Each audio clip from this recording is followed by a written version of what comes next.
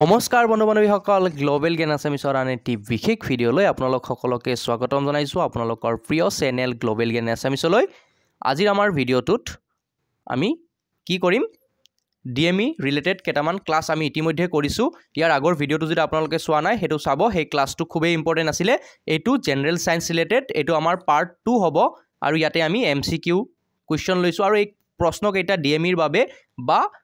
ADRE 3.0 ৰ বাবেও কিন্তু খুবেই গুৰুত্বপূৰ্ণ হ'ব সায়েন্স ৰিলেটেড গটেকেটা হয় প্ৰথমটো প্ৰশ্ন আমি লৈ লৈছোঁ অগ্নি নিৰ্বাপক যন্ত্ৰত কোনটো গ্যাস ব্যৱহাৰ কৰা হয় এটো সকলে জানে অগ্নি নিৰ্বাপক যন্ত্ৰত কোনটো গ্যাস ব্যৱহাৰ কৰা হয় হেতু হৈছে yes কাৰ্বন ডাই অক্সাইড নেক্সট আটাইতকৈ সৰু জীৱিত কোষ কোনটো আটাইতকৈ সৰু জীৱিত কোষ হৈছে কি ককচোন কি এটো Yes. Correct answer hobo option C. Mycoplasma hoise ki আটাইতকৈ সৰু জীৱিত কোষ হেতু হৈছে mycoplasma. Next তৃতীয় প্ৰশ্ন 3 নম্বৰ প্ৰশ্নলৈ আহিছো বেলুন ফুলাবলৈ কোনটো গ্যাস ব্যৱহাৰ কৰা হয় বেলুন ফুলাবলৈ হিলিয়াম গ্যাস ব্যৱহাৰ কৰা হয় বেলুন ফুলাবলৈ কোনটো গ্যাস ব্যৱহাৰ কৰা হয় হেতু হৈছে হিলিয়াম Next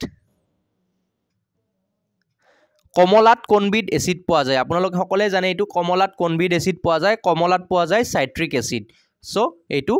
আৰু সক আমি আপোনালোকে প্ৰশ্নসমূহ দেখিছে যে খুব ইজি যেন লাগিছে আমি মিক্স কৰি দিছো যেহেতু গ্ৰেড 3 এক্সাম হয় কেটামান ইজি টান গটেকনে মিক্স আহিব আৰু নেক্সট যেতিয়া ভিডিওবোৰ আগুৱাই যাই থাকিব অকনমান লেভেলটো হাৰ্ড হৈ যাই থাকিব ঠিক আছে কমলাত কোনবিধ এসিড পোৱা যায় সাইট্ৰিক এসিড নেক্সট 5 নম্বৰ মোবাইলৰ বেটাৰীত ব্যৱহাৰ কৰা ধাতুবিধৰ নাম কি মোবাইলৰ বেটাৰীত আপোনালোকে শুনিয়ে থাকে কি বেটাৰী লিথিয়াম সো এটো এটা খুবেই কমন প্ৰশ্ন আৰু গুৰুত্বপূৰ্ণ প্ৰশ্ন এটো মোবাইলৰ বেটাৰীত ব্যৱহাৰ কৰা ধাতুবিধৰ নাম হৈছে কি লিথিয়াম ওকে নেক্সট 6 নম্বৰ প্ৰশ্ন সিলিকোসিস ৰোগটো কোনটো অংগৰ লগত জড়িত আপোনালোকে যদি শুনিছে ৰোগটোৰ নাম সিলিকোসিস ৰোগটো হৈছে আমাৰ হাউফাউৰ লগত জড়িত ওকে সিলিকোসিস ৰোগটো কোনটো অংগৰ লগত জড়িত হেয়া হৈছে হাউফাউ আৰু অসমৰ কোনখন ডিস্ট্ৰিক্টৰ পৰা আপোনালোকে আমাৰ ভিডিওটো চাই আছে জনাকচোন আৰু প্ৰশ্নসমূহ উত্তৰ দিব পাৰিছে নে নাই সৰু আইৰ ভ্যাকচিন কোনে আৱিষ্কাৰ কৰিছিলে এটো প্ৰশ্ন কিন্তু বহুত বাৰ আৰু বহুত পৰীক্ষাত ইতিমধ্যে আহি গৈছে মোস্ট কমন প্ৰশ্ন এটো এটো উত্তৰ নিদিও ককচোন কক কি হ'ব সৰু আইৰ ভ্যাকচিন কোনে আৱিষ্কাৰ কৰিছিলে এডৱাৰ্ড জেনাৰ কিমান বাৰ কৈছো কিন্তু এটো খুব গুৰুত্বপূৰ্ণ প্ৰশ্ন সৰু আইৰ ভ্যাকচিন কোনে আৱিষ্কাৰ কৰিছিলে এডৱাৰ্ড জেনাৰে নেক্সট ৰাষ্ট্ৰীয় ৰাসায়নিক পৰীক্ষাগাৰটো ভাৰতবৰ্ষৰ কোনখন চহৰত অৱস্থিত ৰাষ্ট্ৰীয় ৰাসায়নিক পৰীক্ষাগাৰটো ভাৰতবৰ্ষৰ ক'ত অৱস্থিত পুনেত অৱস্থিত ওকে ক'ত অৱস্থিত পুনেত ৰাষ্ট্ৰীয় ৰাসায়নিক পৰীক্ষাগাৰটো ভাৰতবৰ্ষৰ পুনে চহৰত অৱস্থিত নেক্সট 9 নম্বৰ বিশ্ব ব্ৰহ্মাণ্ডৰ আটাইতকৈ পাতল মৌলবিধৰ নাম শুনিছে আটাইতকৈ পাতল মৌলবিধ হৈছে কি হাইড্ৰোজেন কি হাইড্ৰোজেন বিশ্ব ব্ৰহ্মাণ্ডৰ আটাইতকৈ পাতল মৌলবিধ হৈছে আমাৰ হাইড্ৰোজেন নেক্সট 10 নম্বৰ প্ৰশ্ন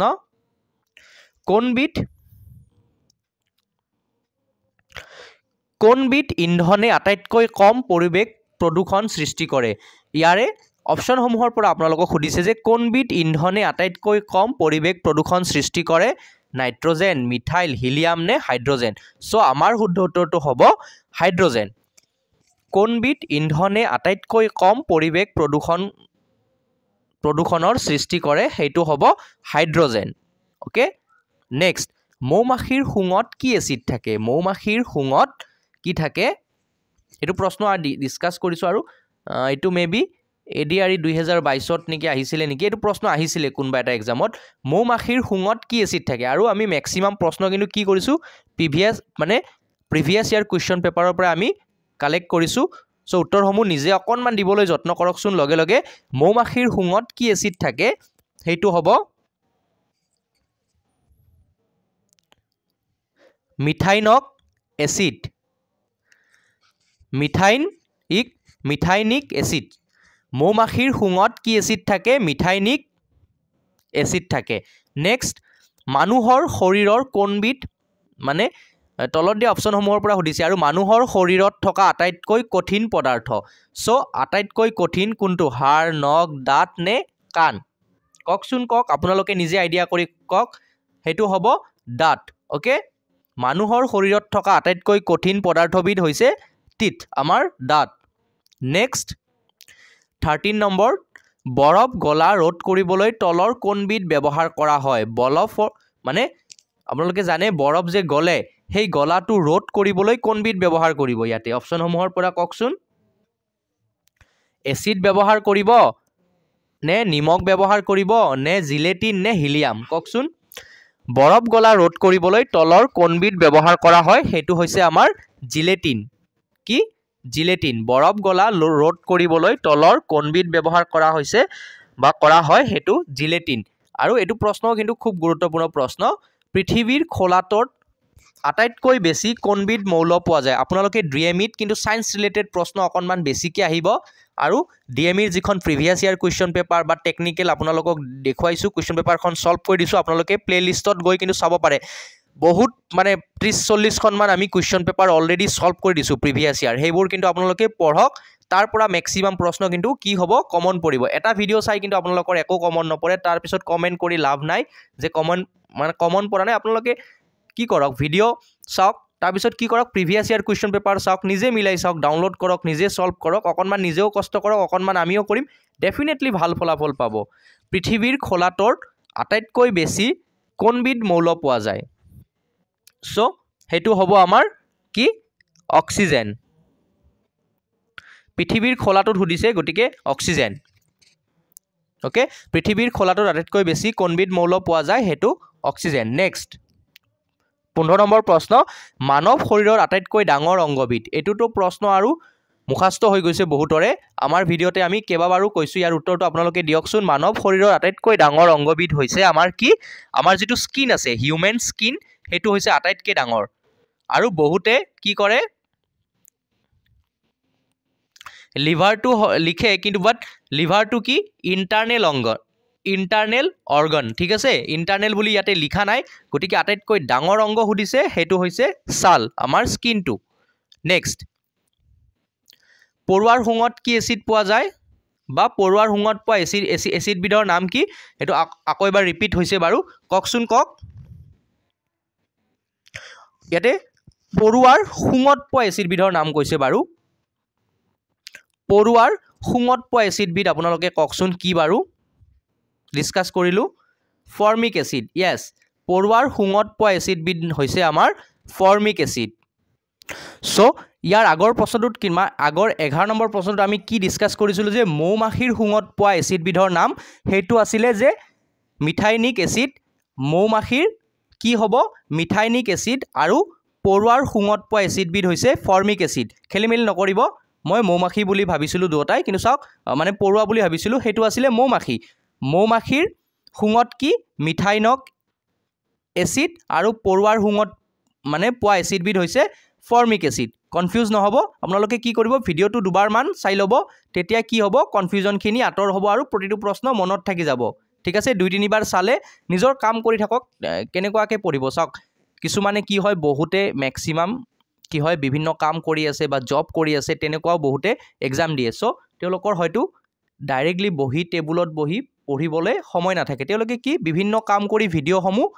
মানে শুনি থাকিব পাৰে তেতিয়াও বহুত ক্ষেত্ৰত কামত দিয়ে হাড় আৰু দাঁত মজবুত হোৱাৰ বাবে কোনটো খনিজ পদাৰ্থ গুৰুত্বপূৰ্ণ হাড় আৰু দাঁত মজবুত হোৱাৰ বাবে ডক্টৰে কি সাজেষ্ট কৰে হেতু হৈছে ক্যালসিয়াম কয় না নহয় হাড় মজবুত কৰিবলৈ ক্যালসিয়াম পিল লিখে না নহয় হেতুৱে হাড় আৰু দাঁত মজবুত হোৱাৰ বাবে কোনটো খনিজ পদাৰ্থ গুৰুত্বপূৰ্ণ হেতু হৈছে ক্যালসিয়াম 18 নম্বৰ প্ৰশ্ন কোনটো হৰমনে তেজত চেনিৰ মাত্ৰা নিয়ন্ত্ৰণ কৰে কোনটো হৰমনে তেজত চেনিৰ যেটো মাত্ৰা হেতু নিয়ন্ত্ৰণ কৰে হেতু হৈছে ইনসুলিন আপোনালোকে শুনে বহুতে কি হয় যেতিয়া সুগাৰ হয় তেতিয়া কি কৰে তেতিয়া ইনসুলিন লোৱা বুলি শুনে নাই তেনেকে মনত ৰাখিব কোনটো হৰমনে তেজত চেনিৰ মাত্ৰা নিয়ন্ত্ৰণ কৰে হেতু হৈছে ইনসুলিনটো ঠিক আছে নেক্সট মানৱ শৰীৰৰ কোনটো অংশই পিত্ত বা বিল উৎপন্ন কৰে বাইল যিটো আছে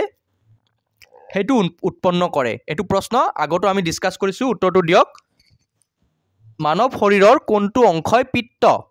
বাইলটো মানে উৎপন্ন কৰে ইয়াতে কোনটো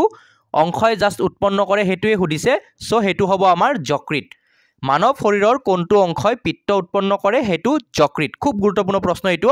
আৰু 20 নম্বৰ প্ৰশ্নটো মানৱ শৰীৰৰ সাধাৰণ উষ্ণতা কিমান আৰু এইখিনতে এটা কথা কো আপোনালোক যদি পিডিএফ সমূহ লাগে আপোনালোকে কি কৰিব আমাৰ WhatsApp আৰু Telegram চেনেলত কিন্তু মাস্ট বি জয়েন হৈ লব আৰু 999 টকাৰ কোৰ্স বা ষ্টাডি মেটেৰিয়েল আপোনালোকে কি পইচা ভৰিব নালাগে ফ্ৰীতে পাব ধেমালি কৰিছো উত্তৰটো দিয়ক মানৱ শৰীৰৰ সাধাৰণ উষ্ণতা কিমান আপোনালোকে জাস্ট সফল হক হিমানখিনিয়ে লাগে আমাক ক্ৰেডিট তাতকে বেছি নালাগে ঠিক আছে মানৱ শৰীৰৰ সাধাৰণ উষ্ণতা কিমান ঠিক আছে এটো আপোনালোকে প্ৰত্যেককে কমেন্ট কৰক যি সকলে শুদ্ধটো দিব আমি কমেন্টত হাৰ্ট দি দিম সো বাকি সকলেও গম পাব শুদ্ধটো কি প্ৰত্যেককে কিন্তু ভিডিও চাই থকা সকলে কমেন্ট কৰক আৰু কোনখন ডিস্ট্ৰিক্টৰ পৰা আপোনালোকে আমাৰ ভিডিওটো চাই আছে আমাক কিন্তু জনাবলৈ নাপাহৰিব মানৱ শৰীৰৰ সাধাৰণ উষ্ণতা কিমান প্ৰত্যেককে কমেন্ট কৰক আৰু ভিডিওটো শেষলৈকে চোৱাৰ বাবে আপোনালোকক অশেষ ধন্যবাদ জয় অসম আৰু নেক্সট কি টপিকৰ ওপৰত ভিডিও লাগে কমেন্ট বক্সত কিন্তু জনাব পাৰে ঠিক আছে ধন্যবাদ